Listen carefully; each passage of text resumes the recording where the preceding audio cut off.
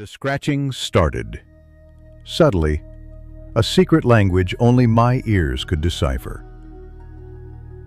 When my mother was alive, her long, soft voice would slide under my door, promising there were no monsters lurking.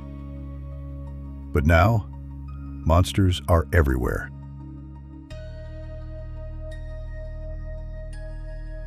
She'd kneel by my mattress, whisper for me to hold my breath, and reach with a hand that smelled like soap and lemon. The scent of lemon feels like a lifetime ago now. I believed her because she made belief easier. The way she tucked the blanket, the way her laugh muffled the house's loose floorboards into sleep. She always checked under my bed, but she never checked under hers. For a month, the noises came at night, patient as tide. I asked to leave my door ajar. Mom, and promised to keep theirs open too. A promise never kept. I slept with a sliver of hallway light on the wall with the comfort of her footsteps past my room. One night I heard crawling, then the soft click of their door closing. I heard it the way you hear a hinge decide to fail you later.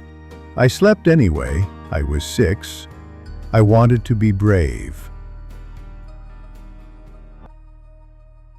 Dad came home from the graveyard shift and found the thin white carpet soaked like someone had spilled a storm.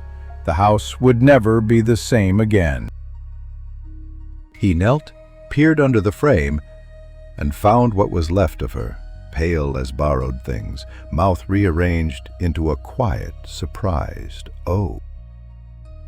He stood up, with a look I have only seen since in photographs of men leaving war. That's when the wars started for me. He took the bed frames away that afternoon and shoved the mattresses to the floor like they might hide nothing if elevated, as if that would stop the nightmares. Social services spoke in gentle, hard syllables and said my father was not safe. And a few days later, a hand that felt like rain guided me into the back of a car I did not want to get into.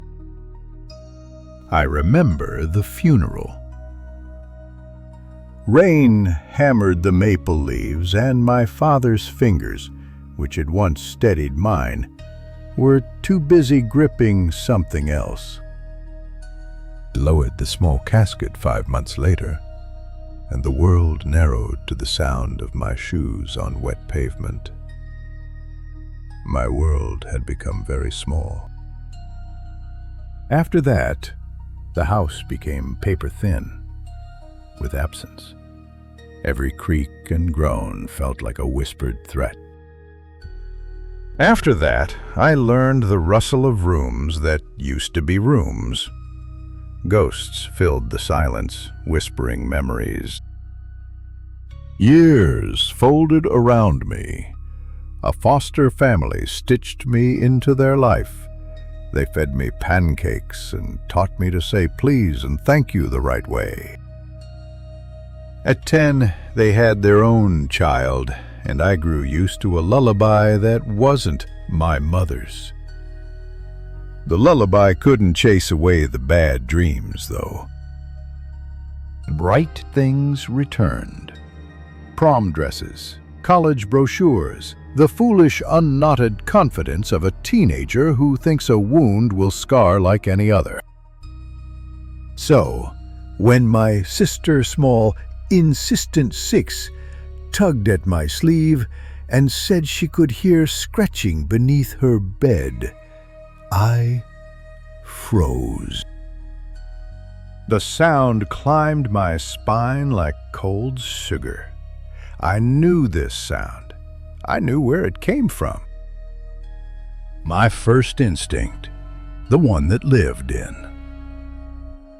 6-year-old rooms of night terrors was to get up and pull back blankets, to shine a flashlight and laugh it into nothing. A terrible idea. The second, quieter, Instinct, memory dressed as duty, remembered the mother who checked, the mother who didn't check her own, the price she paid. I knelt slowly. The mattress. The room smelled faintly of baby shampoo and faint sweat. Dust motes moved like distant stars. I peered into the shadow under the bed. The dark breathed, and something shifted. There was a face there, my mother's face, soft with the exact scar on the cheek she'd gotten on a bicycle. The small crescent of a laugh line by the right eye. It tilted as if to listen. The mouth moved and made the sound of my sister's name, soft, almost sweet. A deceptive whisper. But the eyes were wrong. They drank the light and did not reflect it back. Empty, soulless pits. When it smiled, the lips did not curve. They folded like folded paper, a grotesque mockery of joy.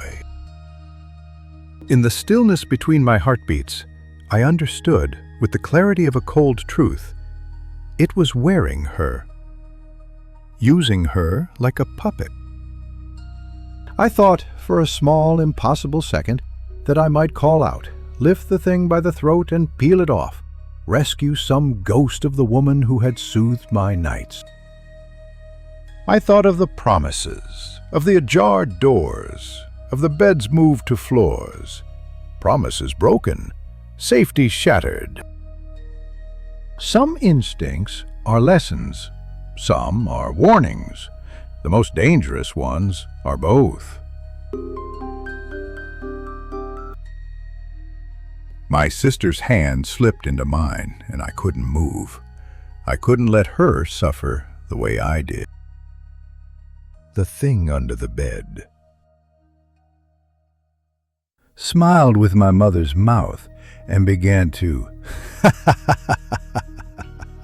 a sound that would haunt my dreams forever. The scratching continues.